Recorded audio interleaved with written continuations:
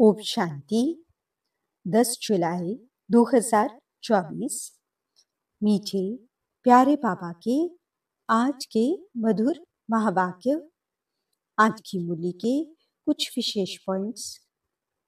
आज बाबा हमें समझाते कि हम बच्चों को चलते फिरते बुद्धि में पढ़ाई का चिंतन करना है। कोई भी कार्य करते हुए बुद्धि में ज्ञान टपकता रहे। सदा ये स्मृति रहे कि ये दी बेस्ट पढ़ाई है, जिसे पढ़कर हम डबल क्राउन पाते हैं। बाबा कहते, देह अभिमान में आने से ही उल्टे काम होते हैं। इसलिए जितना हो सके देही अभिमानी रहना है। अभ्यास करना है कि हम आत्मा भाई भाई हैं। सत्यता की शक्ति द्वारा सदा खुशी का अनुभव करना है। तो चलिए सुनते हैं आज की बाबा की मीठी प्यारी मुरली। ओम शांति। बाबा कहते, मीठे बच्चे, अब सतु प्रधान बन घर जाना है। इसलिए अपने को आत्मा समझ निरंतर बाप को याद करने का अभ्यास करो।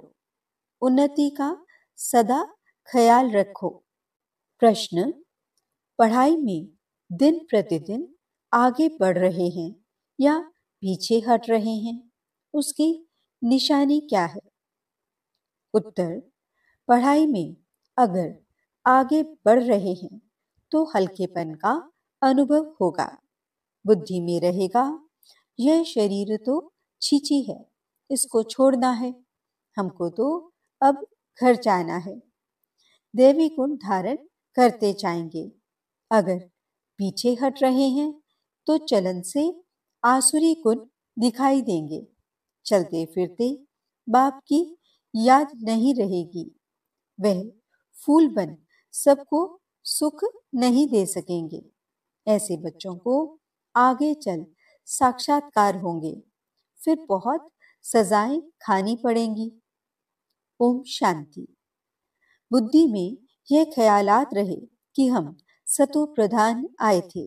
रूहानी बाप रूहानी बच्चों को समझाते हैं। यहाँ सब बैठे हैं। कोई तो देह अभिमानी है और कोई देही अभिमानी होंगे। कोई सेकंड में देह अभिमानी और सेकंड में देही अभिमानी होते रहेंगे। ऐसे तो कोई कह न सके कि हम सारा समय देही अभिमानी हो बैठे हैं। नहीं, बाप समझाते हैं, कोई समय देही अभिमानी, कोई समय देह अभिमान में होंगे।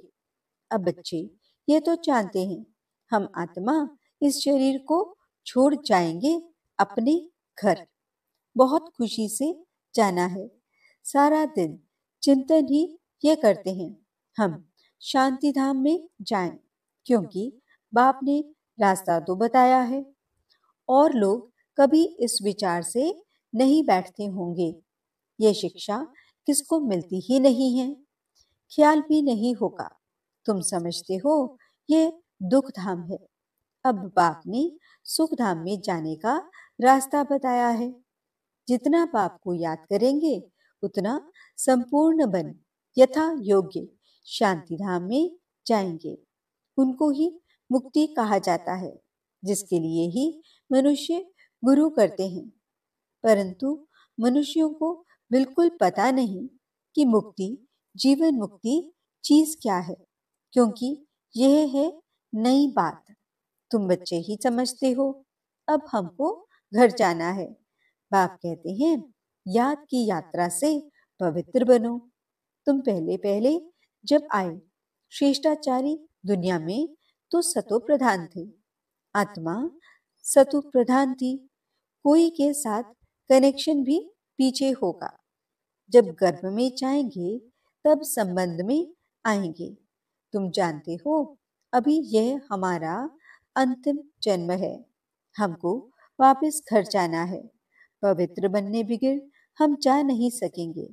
ऐसे ऐसे अंदर में बातें करनी चाहिए क्योंकि बाप का फरमान है। उठते बैठते, चलते फिरते बुद्धि में यही ख्यालात रहीं कि हम सतु प्रधान आए थे, अब सतु प्रधान बनकर घर जाना है। सतु प्रधान बनना है बाप की याद से, क्योंकि बाप ही पतित पावन है। हम बच्चों को युक्ति बताते हैं कि तुम ऐसे पावन हो सकेंगे। सारे सृष्टि के आदि मध्य अंत को तो बाप ही जानते हैं और कोई अथॉरिटी है नहीं। बाप ही मनुष्य सृष्टि का बीज रूप है। भक्ति कहाँ तक चलती है यह भी बाप ने समझाया है। इतना समय ज्ञान मार्ग, इतना समय भक्ति, ये सारा ज्ञान अंदर में टपकना चाहिए। जैसे बाप की आत्मा में ज्ञान है, तुम्हारी आत्मा में भी ज्ञान है। शरीर द्वारा सुनते और सुनाते हैं। शरीर बिगड़ तो आत्मा बोल न सके। इसमें प्रेरणा व आकाशवाणी की बात होती नहीं। भगवानुवाच है तो जरूर मुख चाहिए, रथ चाहिए। गधे घोड़े का रथ तो नहीं चाहिए। तुम भी पहले समझते थे कलयुग अभी 40,000 वर्ष और चलना है। अज्ञान नींद में सोए पड़े थे, अब बाबा ने जगाया है। तुम भी अज्ञान में थे, अब ज्ञान मिला है। अज्ञान कहा जाता है भक्ति को। अब तुम बच्चों को ये ख्याल करना है हम अपनी उन्नति कैसे करें, ऊंच पद कैसे पाएं, अपने घर जाकर फिर नई राजधानी में आकर ऊंच मर्तबा पाएं। उसके लिए है याद की यात्रा। अपने को आत्मा जरूर समझना है। हम सब आत्माओं का बाप परमात्मा है। यह तो बहुत सिंपल है, परंतु मनुष्य इतनी बात भी नहीं समझते। तुम समझा सकते हो कि यह है रावण राज्य, इसलिए तुम्हारी बुद्धि भ्रष्टाचारी बन गई है। मनुष्य समझते हैं जो विकार में नहीं जाते हैं वह पावन हैं, जैसे सन्यासी हैं। बाप कहते हैं वह तो अल्पकाल के लिए पावन बनते हैं। दुनिया तो फिर भी पतित है ना। पावन दुनिया है ही सतयुग। पतित दुनिया में सतयुग जैसा पावन कोई हो नहीं सकता। वहां तो रावण राज्य ही नहीं, विकार की बात ही नहीं। तो चक्र लगाते घूमते फिरते बुद्धि में ये चिंतन रहना चाहिए, बाबा में ये ज्ञान है ना। ज्ञान सागर है तो जरूर ज्ञान टपकता होगा। तुम भी ज्ञान सागर से निकली हुई नदियां हो। वह तो एवर सागर ही है, तुम एवर सागर नहीं हो। तुम बच्चे समझते हो हम तो सब भाई भाई हैं। तुम बच्चे पढ़ते हो, वास्तव में नदियों आदि की बात नहीं। नदी कहने से गंगा जमुना आदि कह देते हैं। तुम अभी बेहद में खड़े हो। हम सब आत्माएं एक बाप के बच्चे भाई भाई हैं। अभी हमें वापस घर जाना है, जहां से आकर शरीर रूपी तख्त पर विराजमान होते हैं। बहुत छोटी आत्मा है, साक्षात्कार होने से समझ न सके। आत्मा निकलती है तो कभी कहते हैं माथे से निकली, आंखों से, मुख से निकली। मुख खुल जाता है। आत्मा शरीर छोड़ चली जाती है तो शरीर जड़ हो जाता है। ये ज्ञान है। स्टूडेंट की बुद्धि में सारा दिन पढ़ाई रहती है। तुम्हारे भी सारा दिन पढ़ाई के ही ख्यालात चलने चाहिए। अच्छे अच्छे स्टूडेंट के हाथ में सदैव कोई ना कोई किताब रहती है, पढ़ते रहते हैं। बाप कहते हैं तुम्हारा ये अंतिम जन्म है। सारा चक्र लगाकर अंत में आए हो तो बुद्धि में यही सिमरन रहना चाहिए। धारणा कर औरों को समझाना चाहिए। कोई को तो धारणा होती ही नहीं। स्कूल में भी नंबरवार स्टूडेंट होते हैं, सब्जेक्ट भी बहुत होती हैं। यहाँ तो सब्जेक्ट एक ही है, देवता बनना है। यही पढ़ाई का चिंतन चलता रहे। ऐसे नहीं पढ़ाई भूल जाए, बाकी और ख्यालात चलते रहें। धंधे वाला होगा, अपने धंधे के ही ख्यालात में लगा रहेगा। स्टूडेंट पढ़ाई में ही लगा रहेगा। तुम बच्चों को भी अपनी पढ़ाई में रहना है। कल एक निमंत्रण पत्र आया था इंटरनेशनल योग कॉन्फ्रेंस का। तुम उन्हों को लिख सकते हो।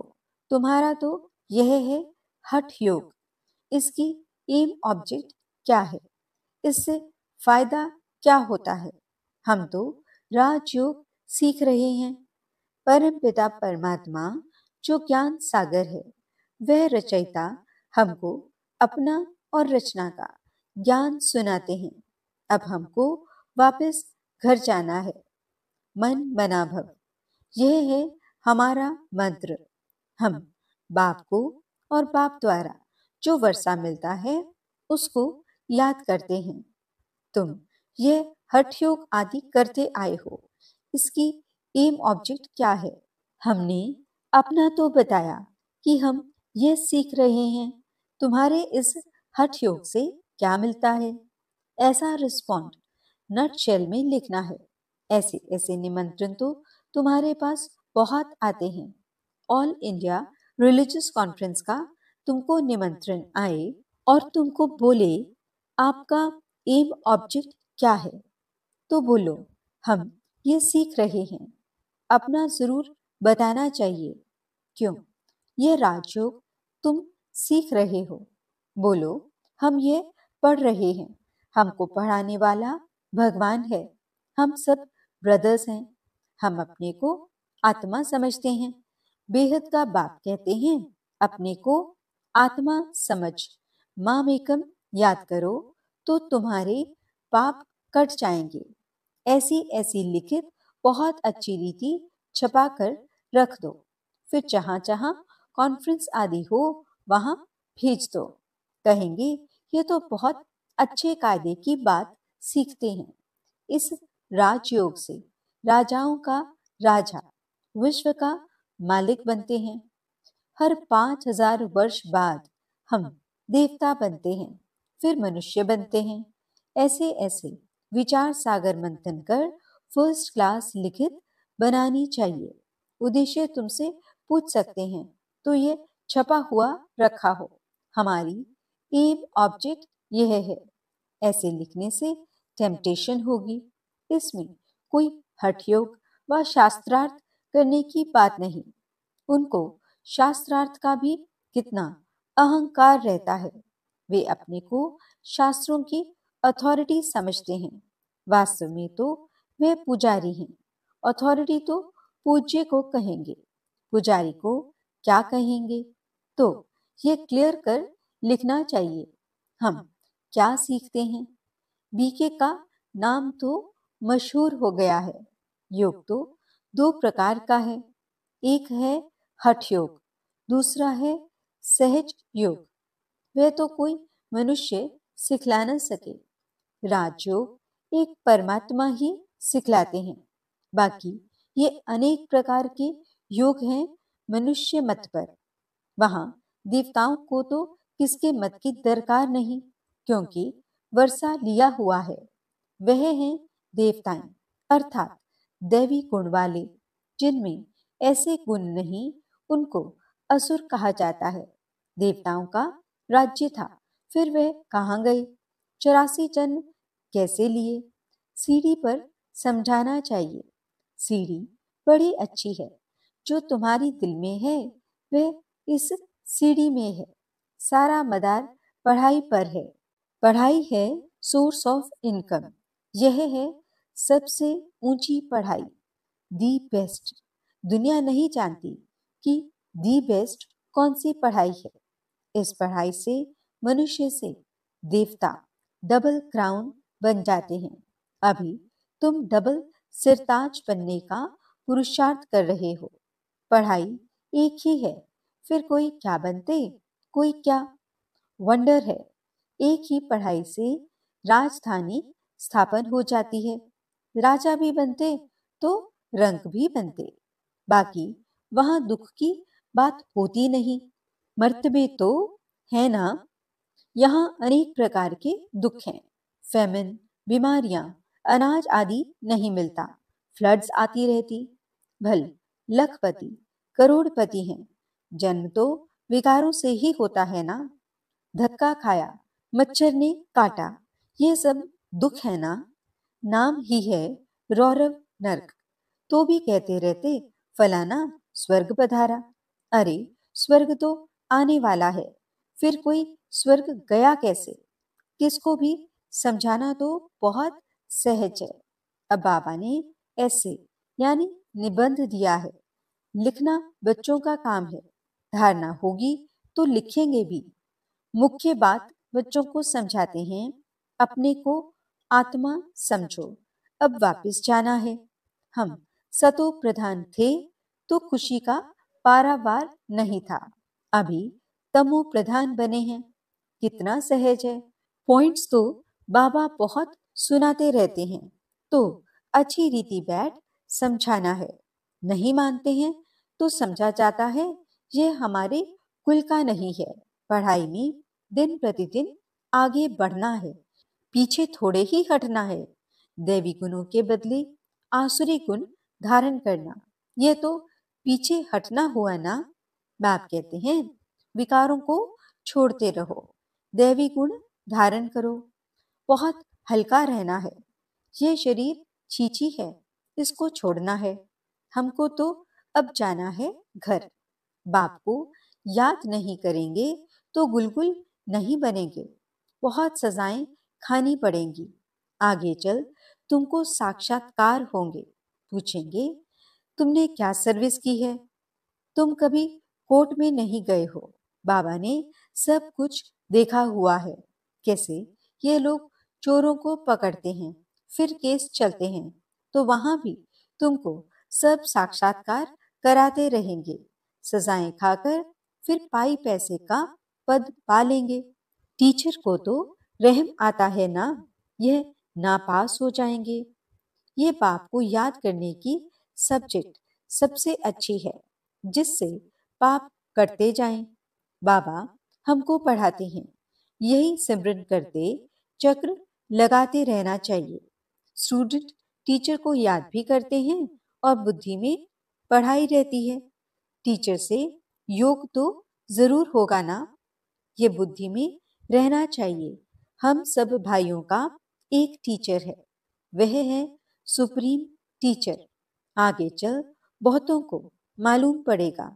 अहो प्रभु तेरी लीला, महिमा करके मरेंगे, परंतु पा तो कुछ नहीं सकेंगे। देह अभिमान में आने से ही उल्टे काम करते हैं, देही अभिमानी होने से अच्छा काम करेंगे। बाप कहते हैं अब तुम्हारी वानप्रस्थ अवस्था है, वापस जाना ही पड़ेगा। हिसाब किताब चुकतू कर सबको जाना है, चाहे वह ना चाहे जाना जरूर है। एक दिन ऐसा भी आएगा जो दुनिया बहुत खाली हो जाएगी, सिर्फ भारत ही रहेगा। आधा कल्प सिर्फ भारत ही होगा तो कितनी दुनिया खाली होगी। ऐसा ख्याल कोई की बुद्धि में नहीं होगा सिवाय तुम्हारे। फिर तो तुम्हारा कोई दुश्मन भी नहीं होगा। दुश्मन आते हैं क्यों? धन के पिछाड़ी। भारत में इतने मुसलमान और अंग्रेज क्यों आए? पैसा देखा, पैसे बहुत थे, अब नहीं है तो अब और कोई है नहीं, पैसे ले खाली कर गए। मनुष्य यह नहीं जानते। बाबा कहते हैं पैसा तो तुमने आपे ही खत्म कर दिया, ड्रामा प्लान अनुसार। तुम्हें निश्चय है हम बेहद के बाप पास आए हैं। कभी किसके ख्याल में भी नहीं होगा कि ये ईश्वरीय परिवार है। अच्छा, मीठे मीठे सिकिलते बच्चों प्रति मात पिता बाप दादा का याद प्यार और गुड मॉर्निंग। रूहानी बाप की रूहानी बच्चों को नमस्ते। हम रूहानी बच्चों की रूहानी बाप दादा को दिल व चांद सिकवा प्रेम से नमस्ते नमस्ते नमस्ते जी।